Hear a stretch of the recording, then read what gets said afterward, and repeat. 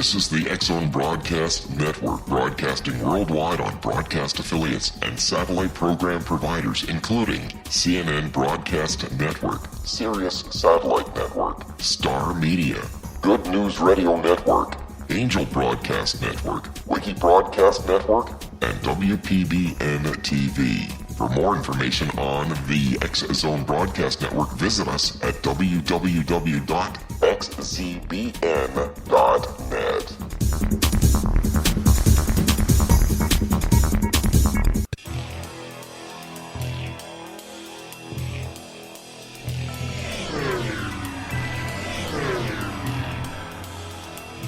This is A Different Perspective with Kevin Randle. A retired U.S. Lieutenant Colonel, Kevin Randle has been studying UFOs for nearly 50 years. Kevin has investigated some of the most famous UFO cases in the world and has been consulted for dozens of documentaries about UFOs. Considered one of the leading experts into the Roswell UFO crash of 1947, Kevin has written more than 25 books about UFOs, including the recently published Roswell in the 21st Century. Now, here is the host of A Different Perspective, Kevin Randle.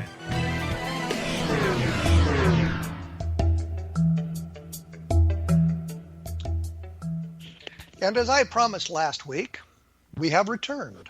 I am, in fact, Kevin Randle, and this is A Different Perspective. I am joined by Nick Redfern, who I will introduce in just a moment. But before I get to Nick, I wanted to make a comment. An airplane has crashed in an area referred to as the Bermuda Triangle. ABC News is pushing this as another mysterious disappearance, and yet the Coast Guard has found wreckage. It's not a mysterious disappearance. It is a tragedy, especially for the families of the people who are lost.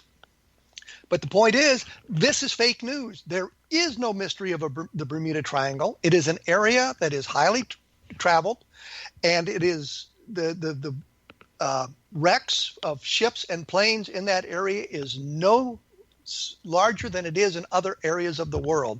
So it's a manufactured mystery is what I'm trying to say there. And I wanted to get that out of the way first before I picked on poor old Nick Redfern. Nick's latest book is Roswell UFO Conspiracy, Exposing a Shocking and Sinister Secret. This is, I believe, an update of his book, Body Snatchers in the Desert, which suggested the U.S. government had an experiment using captured Japanese soldiers that went horribly wrong back in 1947. Nick has written a number of books about UFOs and UFO-related phenomenon. I think he is trying to take the record for the most UFO books from Brad Steiger, though there are people who say I have written the most UFO books. Somebody came up to me at the MUFON Symposium in Denver a couple of years ago and asked me if I knew I'd written more UFO books than anybody else, and I said no, and I said I thought it was Brad Steiger. Brad and I have talked about this a couple of times, and he thinks it's me, and I think it's him, and I think Nick is trying to catch us. Anyway, what we have here is a book about an updated book about what happened in Roswell. I wrote a book, Roswell in the 21st Century, which you all know about, mine suggesting that the evidence is not conclusive as to what happened. Nick has a theme of a failed government project, I believe, and we'll discuss that at length here and probably ad nauseum. Nick Redfern, finally, welcome to A Different Perspective. Hey, Kevin. Thanks for having me on again. Well, you had a book out to push, so I thought I'd help you out in that arena.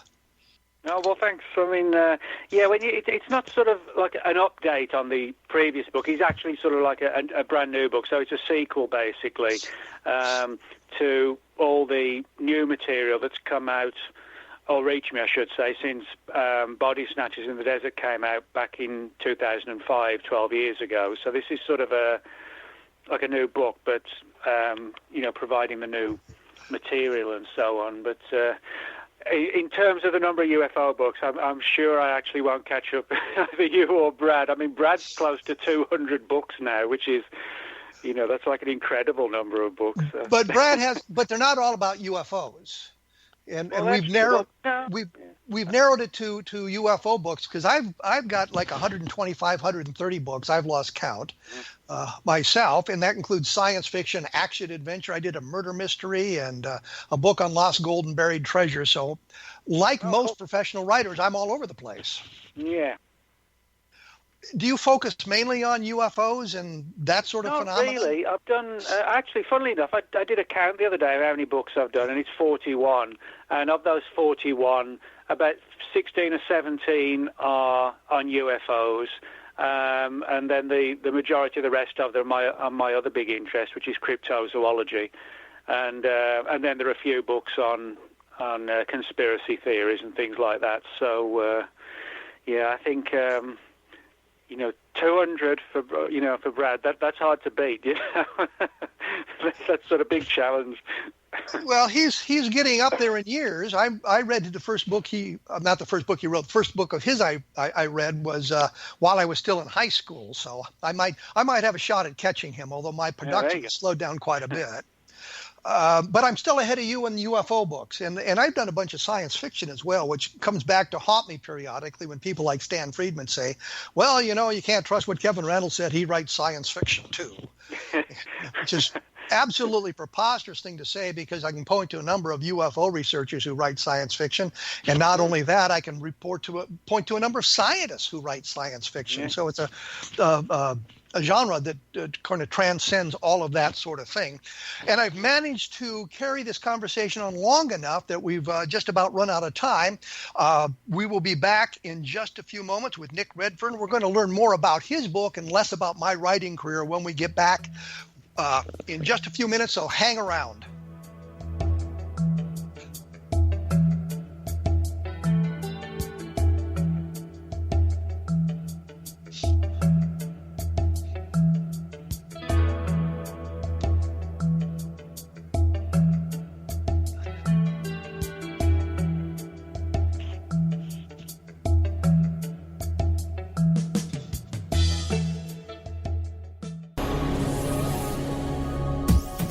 This is the X-Zone Broadcast Network, broadcasting worldwide on broadcast affiliates and satellite program providers, including CNN Broadcast Network, Sirius Satellite Network, Star Media, Good News Radio Network, Angel Broadcast Network, Wiki Broadcast Network, and WPBN TV. For more information on the X-Zone Broadcast Network, visit us at www.xzbn.net.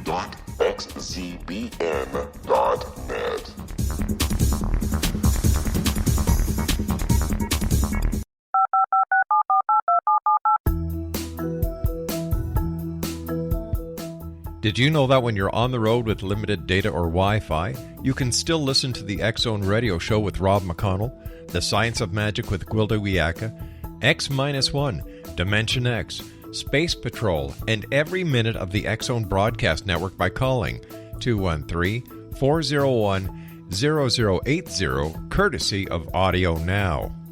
No smartphone, app, or internet needed. It saves your data plan, and it's free if you have unlimited minutes. Call 213-401-0080 to listen on any phone, anytime, anywhere. Remember 213-401-0080 for the best of the paranormal, parapsychology, and sci-fi radio programming anywhere, 24/7, 365.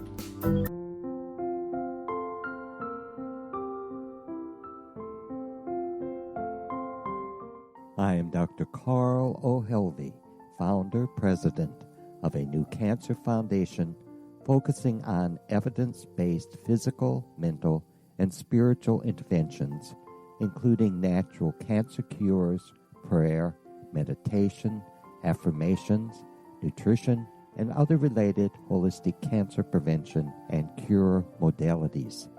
These are used in cancer education, research, and financing care.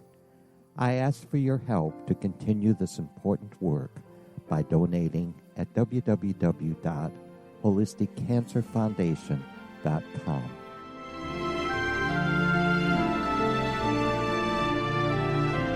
Hello, I'm Pete Marsh. With my daughter Justina, we will be presenting the new radio show, Too Good to Be True. If something seems too good to be true, it usually is. But with the help of Justina's amazing gifts, we're going to gain insight into questions that don't yet have complete answers. Have you wondered who built Stonehenge and for what reason? Why are crop circles found in the same region as Stonehenge and elsewhere? Are crop circles a hoax, or are they created with technologies that we have little knowledge of? Who built the pyramids in Egypt and also in other countries? How and why were they built? Was the Titanic switched with the Britannic as part of a gigantic insurance fraud, or for more insidious reasons? What caused the Tunguska event when trees were flattened over an 800 square mile area in Siberia? Will the new insights be too good to be true? Well, that will depend on what you are prepared to believe. Please join us as we start on this journey together. For more information on Too Good to Be True, visit www.xzbn.net. Little children aren't the only ones afraid of the dark. Millions of soldiers return from war zones with PTSD, anger, frustration, fear, and loneliness, much of which surfaces during the darkness of the night. You have the chance to change the lives of these American heroes. Songs and Stories for Soldiers.us provides free MP3 players for these men and women. With a list of 3 million songs in 16 different styles, 100,000 audiobooks, and 30,000 old-time radio programs, every veteran can find something to soothe and comfort them at no cost. All our players contain an 8-hour audio program designed to help veterans fall asleep. With 1,500 plus vets now participating, it's our goal to deliver 10,000 audio players this year. Go to our website at songsandstoriesforsoldiers.us. Help us help a veteran make it through the night.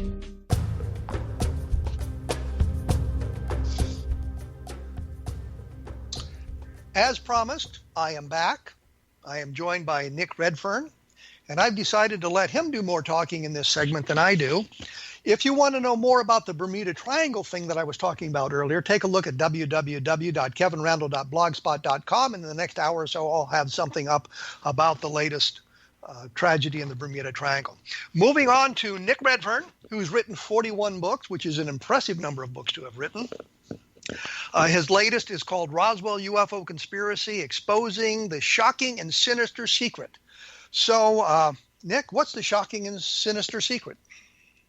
Well, basically, Kevin, as I said earlier, it carries on from my 2005 book, Body Snatchers in the Desert, and it deals essentially with human experimentation, if you like, post-Second World War, Japanese equivalents of Operation Paperclip with technology and people being clandestinely brought over, and the idea that the vehicle or the craft, however you want to term it, that came down Roswell on the Foster Ranch, outside of Roswell on the Foster Ranch, was a combination of kind of like a lifting body and a massive balloon array. And reportedly there may well have been sort of 5 or 6 experiments in New Mexico over the course of sort of late 45 through to the summer of 47, which kind of in some cases may have blended into the Roswell legend, some aspects of these other events. Well, let me break in here. Let me break in here and get a couple of points for people who may not be aware of this. In Body Snatchers in the Desert, you were alleging that these were captured Japanese soldiers or Japanese scientists that had been brought over here against their will, unlike Paperclip was sort of getting them out of Germany, but against their will, and then they were the subjects of experimentation in some kind of experimentation. I mean, it was partly that, but it was also, there were some sort of more controversial stories as well, that some of the people in the experiments were American people, but taken from hospitals and asylums and places like that, and again, like used in like a guinea pig type fashion. Now, in the original book, Body Snatchers, I use the testimony of 5 or 6 different elderly sources and blended it with what we know for sure about things like, the Japanese balloons, Unit 731, which was this sort of, very dark and disturbing program that the Japanese had on essentially human experimentation. Well, let me break in again here, and I promised I'd let you talk more, and I'm not doing it. I don't know why. The Japanese balloons you're talking about are the Japanese balloon bombs, I believe, aren't they? That were launched during the Second World War and were responsible for 6 deaths here in the United States, in Oregon. And parts of these balloon bombs, and they were designed to start forest fires, burn down factories, cause kind of havoc. Some of them were found as far east as Michigan. 3 were found in Iowa that I know of. They were found in Canada. They were found in Mexico. The Japanese launched about 9,000 of these things, and around 200, 250 actually made it to the North American continent and delivered their payloads. So you're talking about that technology, and you're talking about this Japanese in unit. In a way, but I mean, all the people I spoke to said, the Fugo balloons were just pretty much, there wasn't much to them at all. They were just balloons and, very primitive in many respects. But it is a fact that in the closing stages of the Second World War, rumors were flying around that the Japanese, had Nagasaki and Hiroshima not been bombed, and had the war continued, that the Japanese were planning on building much bigger and sturdier balloons, which would actually have gondolas attached for crews, and they might actually have been used in sort of like suicide kamikaze missions. And the story I got was that it was the plans and the sort of the paperwork and the personnel that were involved in the design of these huge new massive balloons, that they were the ones who came over and that reportedly worked on some of these huge balloon / lifting body experiments. So it wasn't sort of, it didn't involve the Fugo balloons, as John Keel believed, but it was sort of post-Fugo balloons. Did you find documentation supporting some of this?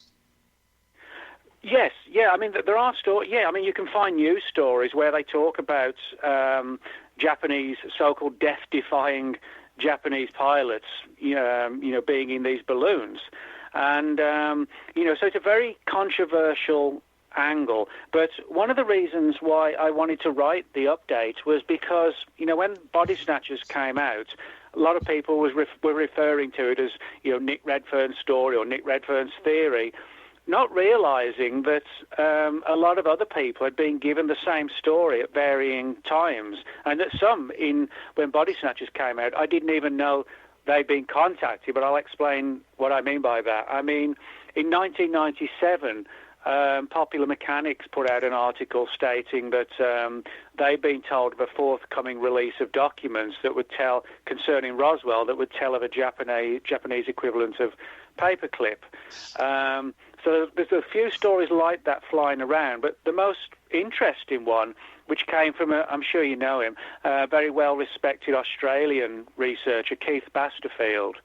Now, Keith, my book, Body Snatchers, came out in 2005, and towards the end of 2005, Keith contacted me because he'd read Body Snatchers, and he said, when I was reading your book, I realized that this is sort of identical to a story that a guy gave him sort of like a year earlier.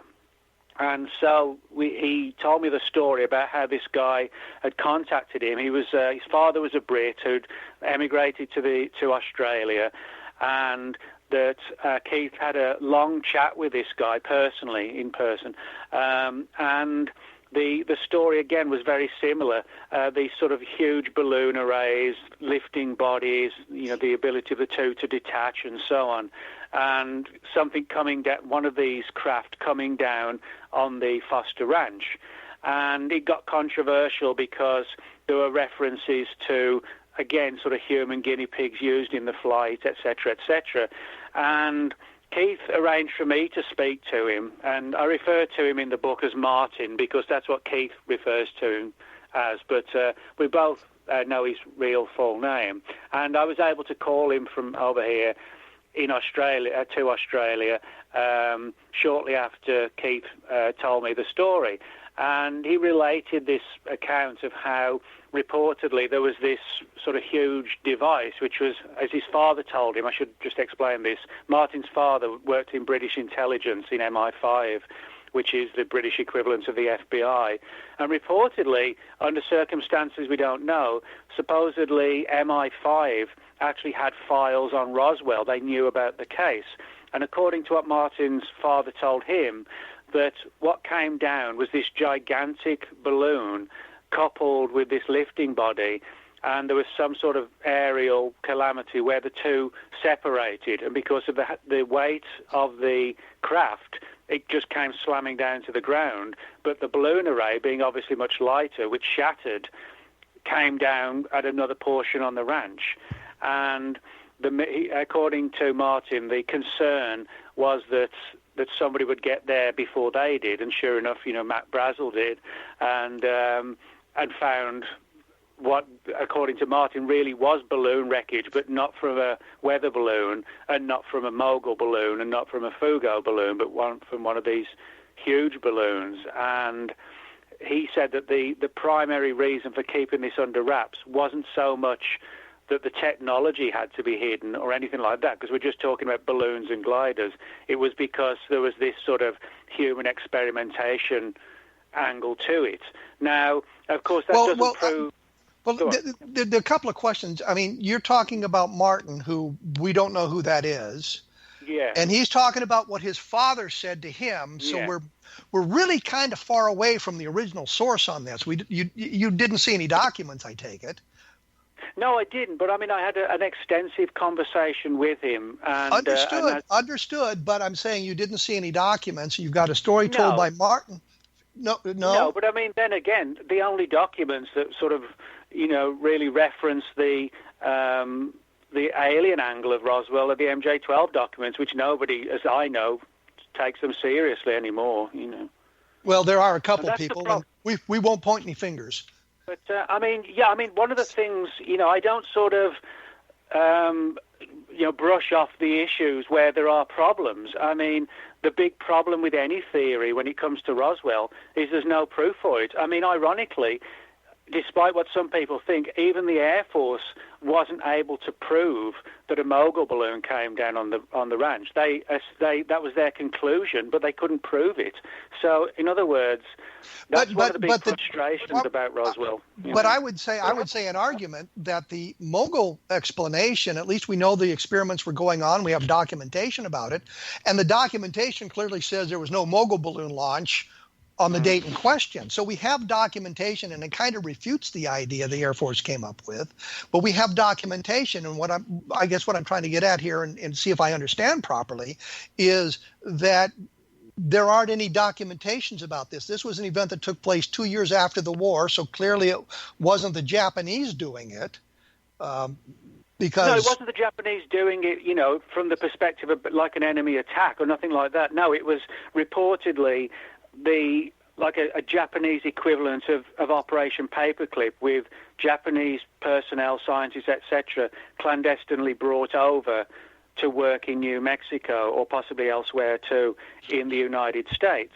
Now, one of the things that I also sort of talk about in the new book is the background as to how I met some of the whistleblowers that provided the information, or all the whistleblowers that I spoke with for the original book, and how that came about. Because in the first book, Simon & Schuster, who published it, they just wanted the data, but a lot of people were asking me, well, where did you meet this person? How did you come to meet them? And they were valid points, but Simon & Schuster didn't want it kind of like, a diary of me going, I headed out to a restaurant to meet this elderly guy. They didn't want it written like that.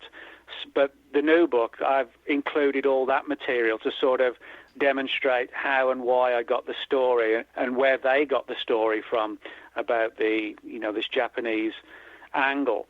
But yeah, I mean, I'll be the first to admit that when it comes to trying to actually verify this story, that is where we hit a stumbling block. But one of the things that keeps me on the trail of this angle is the fact that there are threads and links from other people. Now, one sort of little angle, which again, kind of is the sort of things I look for, is that when Body Snatchers came out in 2005, well, the book was actually finished, or the manuscript was finished in 2004. Now, one of the people who in the book I called the Colonel told me that the flight that went wrong at Roswell was a nighttime flight. Okay, let me interrupt you here. We'll have to come back to this. The Colonel told you it's a nighttime flight, and we'll explore that a little more deeply when we come back. But I got to take a break here. I will have material up about some of this on my blog at www.kevinrandle.blogspot.com. And if you want to do contrasting and comparisons, you can take a look at Nick's new book, Roswell UFO Conspiracy: Exposing a Shocking and Sinister Secret, and my book, Roswell in the 21st Century, which kind of leaves you hanging because I don't have a real good conclusion. I just have some facts that go along with much of what was said there. So we will be back right after this, so stick around.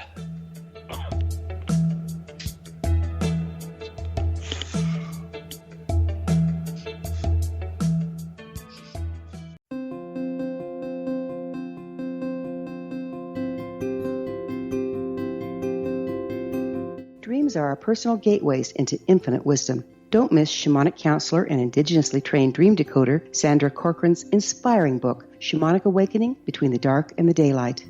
This remarkable work chronicles Sandra's 35 years of experience with diverse wisdom keepers and her initiations throughout the Americas and across the British Isles, Turkey, Greece, and Egypt. Sandy's knowledge of symbology, psychology, and myth influence her dream blog and workshops. Sandy offers private tarot readings, international journeys, a meditative CD, as well as her book, Shamanic Awakening, to encourage you as you navigate this earth walk, creating a deeper connection to yourself and all that is. Find this and more at Sandy's website, starwalkervisions.com.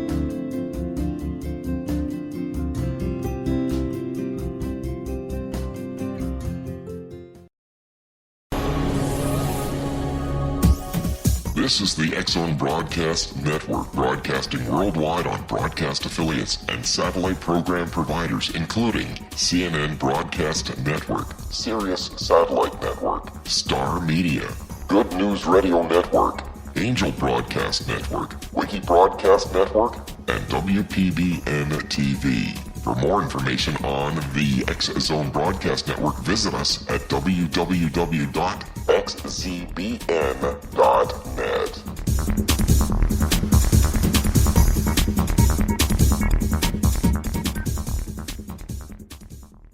How would you like to be able to read other people's minds? Well, the next best thing is here. When you know how to read a person's name, you know how the person thinks, feels, and behaves. Each letter in our name holds a key to unlock our true essence. Our name contains both our gifts and challenges in this lifetime. Mnemology science discovers personality secrets hidden in the placement of the letters of our names, including the first and last impression people remember about us. Sharon shows us how to interpret the arrangement of letters as outlined in her book, Know the Name, Know the Person. Sharon Lynn Wyeth created mnemology science after 18 years of research and testing her theories, and has supported thousands of people around the world in understanding themselves and others better. You'll enjoy Sharon's unique teachings as she shares her system to learn the gifts behind your given birth name. Even if you don't like your birth name, there are jewels in this book. If you're thinking of changing your name, ready to name your child, or wanting to get along better with others, this is the book for you. If you'd like to improve your relationships and change your life for the better, get the book today, Know the Name, Know the Person, or visit www.knowthename.com. That's www.knowthename.com.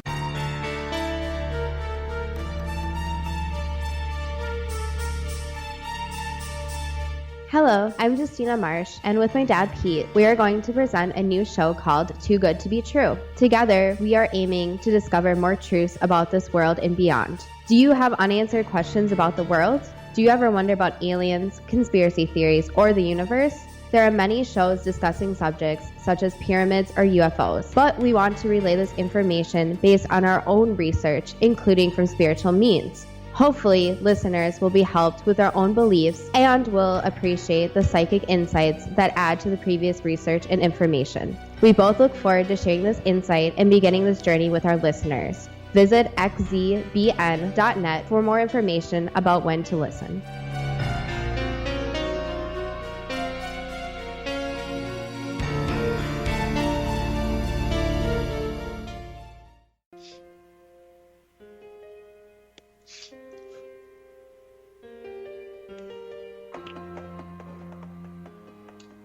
And as I promised, we are back with Nick Redfern. We're talking about Roswell UFO Conspiracy, exposing a shocking and sinister secret. And as usual, I have trouble with my syntax and pronunciation, and I do not know why, because I can speak much better when I'm not hooked up to all these gadgets, I guess. When we left, Nick was talking about the colonel, I guess, who gave him information about body snatchers in the desert. Yeah. We learned a little bit about how this came about. So continue on in that vein. Well, yeah, I mean, one of the interesting things was that he said that the flight that came down on the Foster Ranch, it was a nighttime flight. Now, when I spoke to Keith Basterfield, and Keith, told me the story, his source, Martin, said that the one big thing more than anything else that hindered the recovery and largely led to the fact that the story came out was that this was a nighttime flight, and that by the time there was a search up for it, because it was night, they didn't actually find it before the rancher Randle got it first. So kind of little things like that, where somebody brings up something as an aside, which somebody else brought up as an aside before the book was actually published, and there were actually quite a few threads in Martin's account, which absolutely 100% mirrored what I was published in Body Snatchers, but when Body Snatchers was still being written by me, or at the very latest point when it was still in a Word document in the offices at Simon & Schuster, where nobody had seen it, and yet Martin's information, as I said, in some cases, wasn't sort of vaguely similar. It was exactly the same. But you understand one of the problems I have, which is we don't have the name, so I can't call the guy and bother him. And I understand the reservations about doing that, because if you put people's real names in the book without their permission and understanding, then they're going to be inundated with phone calls by people wanting to check the information themselves, including drunks in bars. And that was one of the things that Bill Brazel had told me. Bill Brazel being the son of the rancher, and Brazel having found bits of the material at the ranch the ranch in near Corona, was that periodically they'd get calls at 2 and 3 o'clock in the morning from drunks in bars wanting to know if the story was true.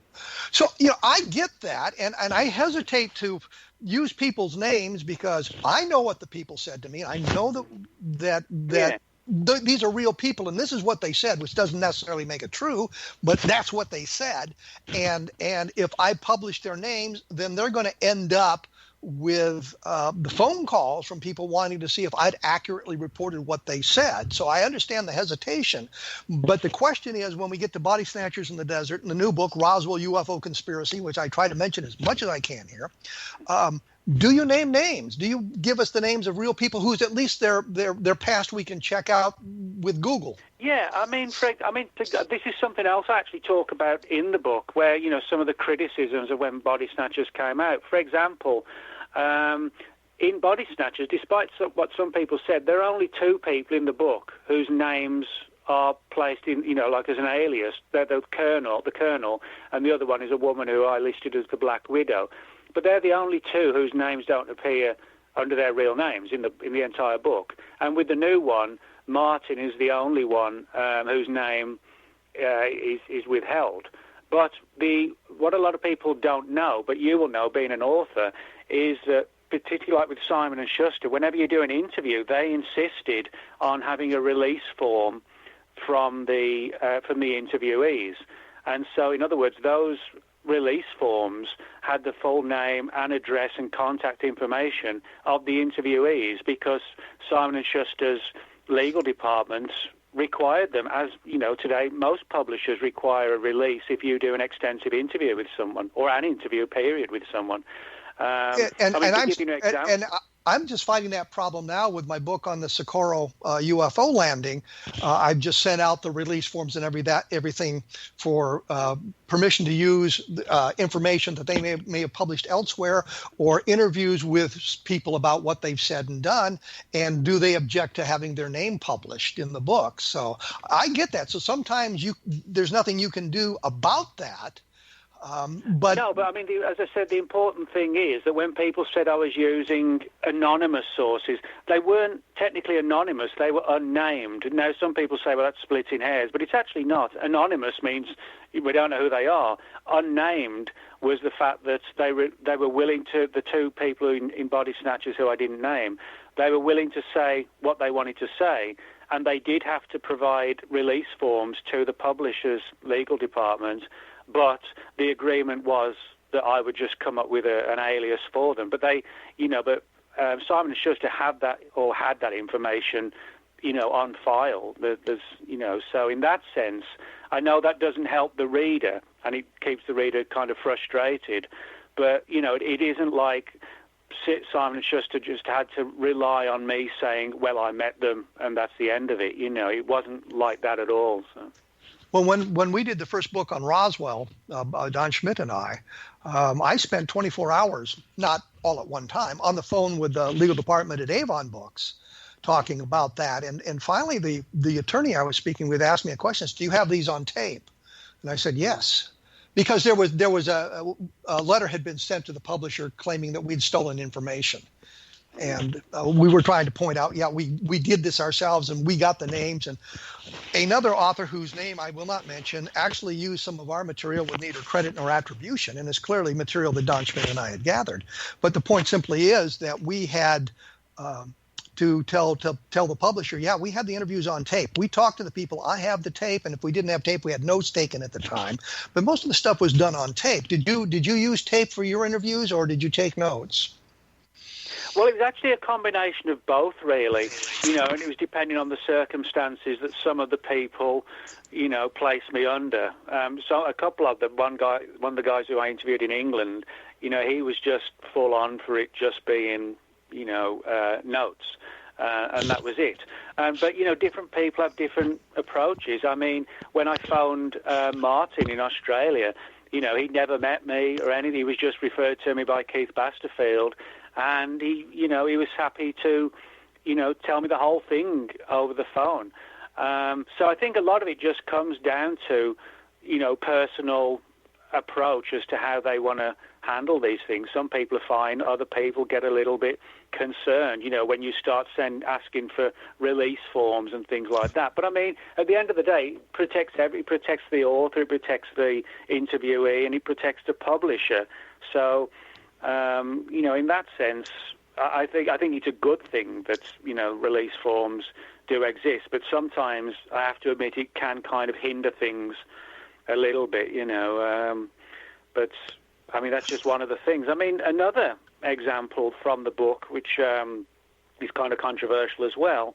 I'm sure you'll remember when UFO Updates was around, one of the sort of the more feisty and regular contributors was Kathy Caston. You remember? Yes. Oh, okay. Well, Kathy, I got to know her after Body Snatchers came out because she had been quietly looking into the same angle and uncovered some similar threads. And when Kathy unfortunately died in 2012, because I'd known her for so long, and she'd actually sent me quite a few files and reports that she'd put together on Roswell, which were never published. Her family decided to send me her entire UFO collection. And I mean, it was literally thousands and thousands of pages of documentation and letters and correspondence and investigative work, etc. Just arrived on the doorstep in, huge boxes, thousands of pages. And what amazed me was that although I knew she'd been digging into Roswell, she had like her internal memos she'd written, things like that for herself, going back to 92, about how she had been speaking to people who claimed that one of the supposed crew members that came down on the Foster Ranch was taken, who survived the accident but critically injured, was taken to Fort Stanton, which is very near to the Foster Ranch, while the dead crew were whisked back to Roswell, or off to Roswell, I should say. Where did the flight originate? And I know I'm breaking your train of thought here, but where did the flight this flight originate? Well, that's a big question. Now, as far as the people I spoke to, the one that the one that came down on the Foster Ranch supposedly was from White Sands. Well, then, and the reason I asked that question and broke in to ask the question, because it would seem to me that they would have returned the bodies to White Sands or the Holloman Air Force Base area, as opposed to going to Roswell, because the distance from the Foster Ranch, the Corona Ranch, where it came down, it's probably a little bit closer to Alamogordo than it is to Roswell. So, and if that was where it originated, it seemed to me that's where things would have gone. Well, yeah, I mean, I don't know what the reason for that would be, but I mean, from my perspective, what particularly interested me was the fact that back in 91 and 92, that although she never published this, Kathy had uncovered this material on the alleged crash, which in her files also said was like a balloon and vehicle combination, and that, as I said, one of the people was taken to Fort Stanton and the rest were taken to another location. And it was kind of interesting because, there is this thread that you've seen both sides of the coin, the pro-ET angle and the human experimentation angle. They all talk about two crash sites and a body found, one found alive, and that was identical to what the colonel told me, and also what was in Kathy's file. So somewhere, I think there's a truth to the body's angle and a survivor and two crash sites on the ranch. Those strands seem to go through the whole story, regardless of which side of the fence you're on. Do we know who was conducting the experiments? If it was White Sands, that would suggest it's an Army experiment. Well, yeah, I mean, this is where, there were certain things that were hazy because the people that, I pointed this out in Body Snatchers, and a lot of people overlooked this or just didn't realize, but the people I interviewed were not at Roswell. None of them, ever. I point that out quite graphically in the book, but people just seem to have overlooked it. But they actually one of the guys read files in the 60s and two read files in the 50s. Now, they all claim that their reason for knowing what they claimed was the truth of Roswell was because all three of them worked on sort of like counterintelligence and psychological warfare operations, and two of them were brought in to work on sort of UFO disinformation programs, and in the process got to read how and why the Roswell affair was essentially not, what ufology assumes it is. So, in other words, it was more along the lines of they told me certain amounts of information, put it that way. But I mean, there's absolutely no doubt that a lot of material was held back, and certainly that did relate to, the point of your question about, who was running it from White Sands. That I don't know. And let me break in here. I hate to break in here, but I'm running out of time on this segment. When we come back, I'd like to talk about the Japanese paperclip aspect of this and why the Air Force didn't find this when they were searching for information about the Roswell case and that sort of thing. Next book is Roswell UFO Conspiracy, Exposing a Shocking and Sinister Secret, and you'll be able to find a little bit more about this at www.kevinrandle.blogspot.com. We will be back in just a moment, so stick around.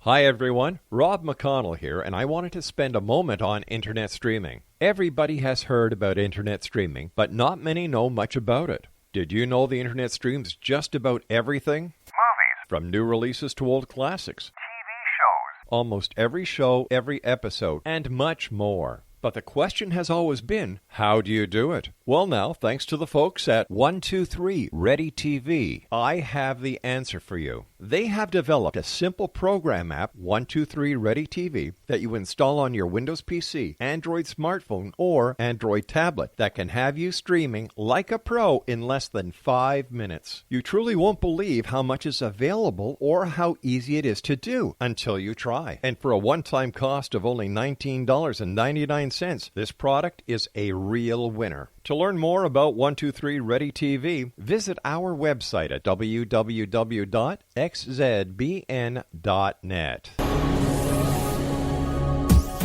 This is the X-Zone Broadcast Network, broadcasting worldwide on broadcast affiliates and satellite program providers, including CNN Broadcast Network, Sirius Satellite Network, Star Media, Good News Radio Network, Angel Broadcast Network, Wiki Broadcast Network, and WPBN TV. For more information on the X-Zone Broadcast Network, visit us at www.xzbn.net.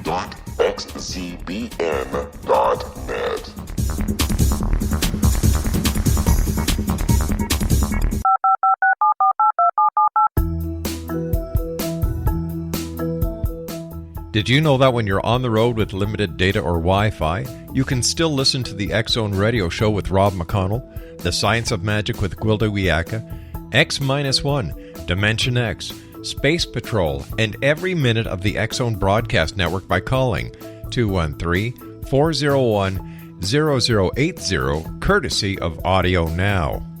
No smartphone, app, or internet needed. It saves your data plan, and it's free if you have unlimited minutes. Call 213-401-0080 to listen on any phone, anytime, anywhere. Remember 213-401-0080 for the best of the paranormal, parapsychology, and sci-fi radio programming anywhere, 24/7, 365.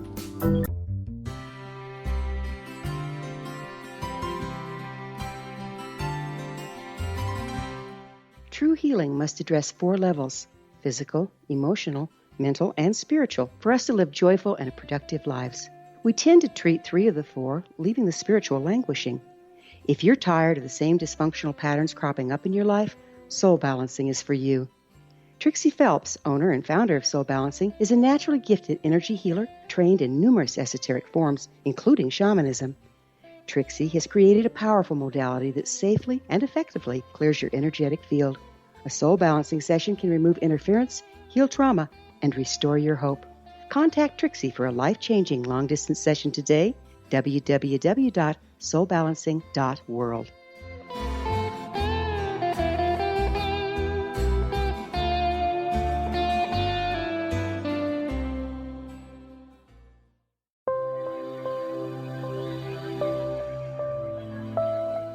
There's a legend shared by many indigenous cultures of a time when the nations were cast to the 4 corners of the world. Each nation was given a body of sacred knowledge that held a different portion of the truth to preserve. True reality could not be known until all the nations reunited, combining the information. If a single one was missing, the world could not be reborn and darkness would prevail. The Science of Magic Radio is dedicated to reuniting the sacred knowledge. With the understanding, none of us has all the answers, but together we can open new perceptions and possibilities. Through our combined vision, the world can be reborn into a place where darkness no longer prevails. Join me, Gwilda Wiyaka, and the Science of Magic daily on the X-Zone Broadcast Network, xzbn.net, or visit us at thescienceofmagic.net.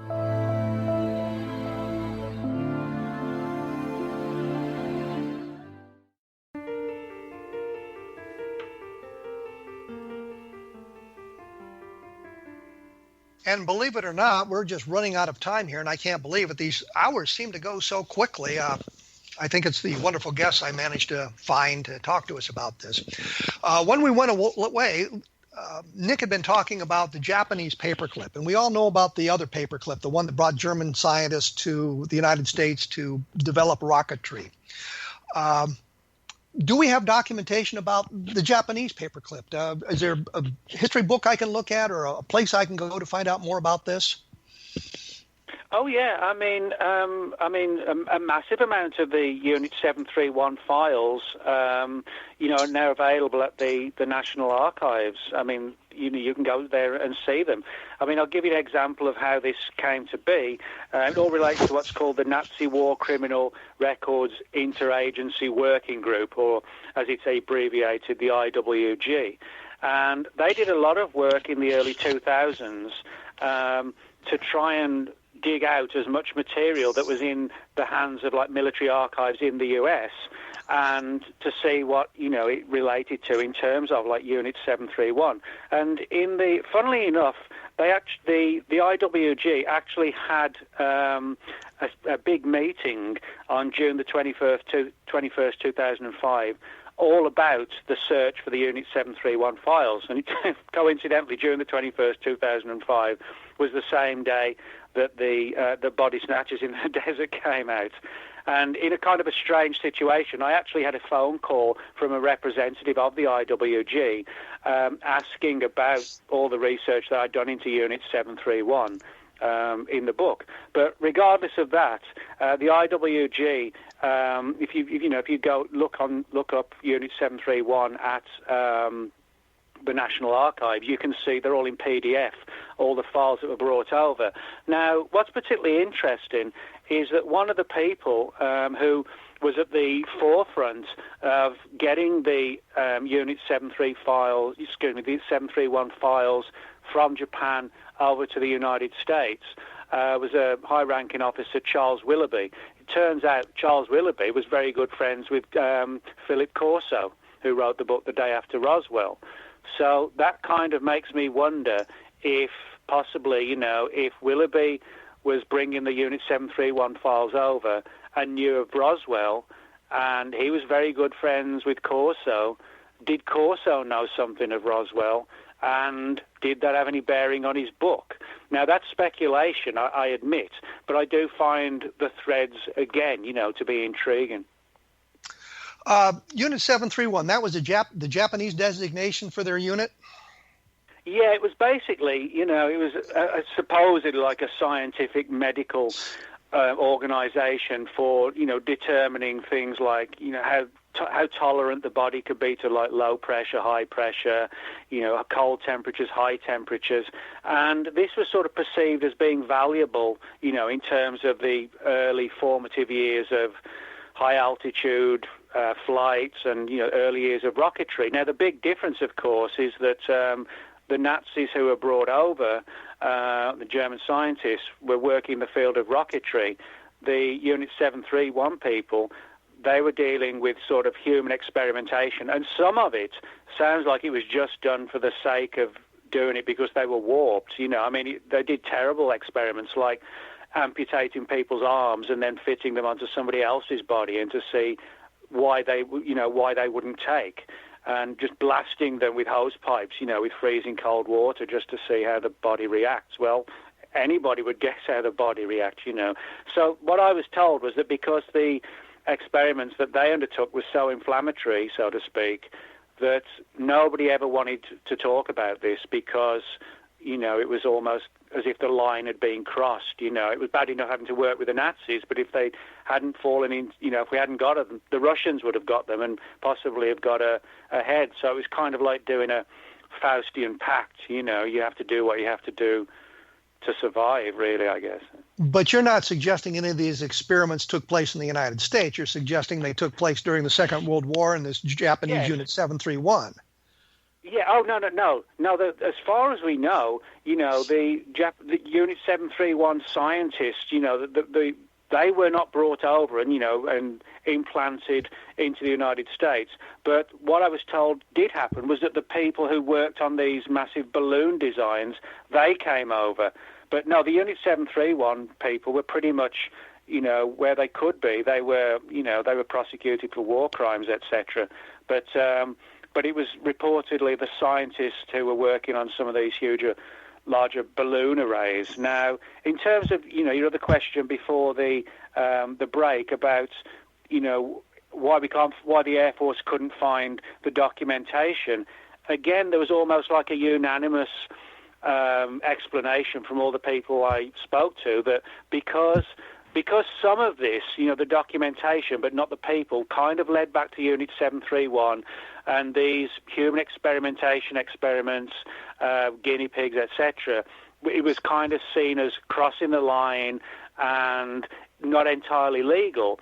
Reportedly, that when these experiments occurred, and really they didn't learn too much from them, and there were accidents as well, the decision was taken to shred, burn, destroy the original documentation. And of course, there would be no reason to keep, the bodies of the people, and there'd certainly be no reason to keep shredded balloons or the lifting body. Now, if it was a UFO that came down, everything would be kept, the bodies, the craft, because it would be unique material that could be studied.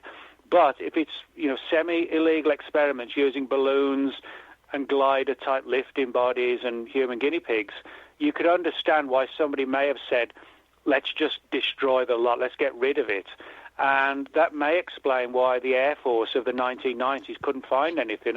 And as I point out in the book, I don't view the Air Force as the bad guys when they did their investigation. I'm very different approach to a lot of people in the Roswell community or the UFO community. I actually think their search was a legitimate search, but they came up empty-handed, felt the responsibility was on their part to find an answer, and went with Mogul. But I think that, there's a possibility that if it really was sort of controversial human experimentation, the documentation may well have been just destroyed, completely destroyed, to protect, those that were involved. But then again, we have the story of people like Martin in Australia so maybe something survived, but everybody I spoke to said as far as they knew, it was a case of shred it, burn it, etc., etc. Well, I get confused here when you talk about some of this, because we're talking about we're talking about experiments conducted by Unit 731 during the Second World War, which basically were war crimes. And then you talk about experimentation, semi-legal, semi-illegal experimentation. Did some of that experimentation take place in the United States? Well, yeah, I mean, the story that I got, so as everybody kind of understand, is that, that we're not talking about, major war criminals being brought over, but what was brought over was the documentation, and this is what the National Archives now have on show. What happened was that the files were reportedly brought over because those files, despite the nature of the experiments, told the story of how, the sort of things like high and low pressure and altitude experiments had been undertaken by Unit 731. So it was the documents that were needed to be brought over to sort of help understand, the nature of how the human body would react in these sort of high altitude circumstances, etc. But because some of this material was coming from the Unit 731 files, that was something that nobody wanted to talk about. Now, in terms of the flights, the story that I got was that the 1947 flights, some of them included Japanese people who were working on the post-Fugo programs. Others were handicapped people taken from hospitals and asylums. And it was those angles that prompted the sort of the grave secrecy, because it was perceived as crossing the line. And when, people higher up in the government realized what had gone on, it was all stamped out, and this has gone too far. This has crossed the line, and then it was a case of just destroying everything. But word of mouth kept the legend going. So, if the story's true, the big problem may be that there really is no documentation left. But if it's a UFO that came down, then there is a chance of us proving it, because that material will be so unique it would never be destroyed. Well, Nick, I'm afraid we're out of time. This has been fascinating. Your book, Roswell UFO Conspiracy, that's out now? We can buy that now if we want? Yeah, well, actually, because I mentioned you three or four times in the book, maybe more. So I'll send you a copy if you just message me your address, and then I'll send a copy out to you. I'll do that. I was hoping that I could get the listeners to buy copies of your book so you'll become rich and famous. Well, nobody gets rich and famous from UFOs. and stop slumming on the radio. Thank you very much, Rick. Nick, I appreciate you taking time to share that information with us, and I hope that a lot of people will be interested in Roswell UFO Conspiracy, exposing a shocking and sinister secret. Sinister secret. All right. Thanks, Kevin. Thank you. We will be back next week with another show. I'm going to talk to James Clarkson about his UFO investigations in the Northwest, and we might talk a little bit about Roswell as well. And as I say, you can learn a little bit more about this, and I'll have some links up for you as well so that you can follow up on this about the shocking secret here at Roswell on the blog www.kevinrandle.blogspot.com. And in sort of looking at another angle of the Roswell case, take a look at Roswell in the 21st century because it gives us some idea of what happened there. And as I say, we will be back next week with Jim Clarkson talking about UFOs, his investigations, MUFON, what's going on with them, and about the Roswell UFO case. So we will return in 167 hours with another exciting episode of A Different Perspective.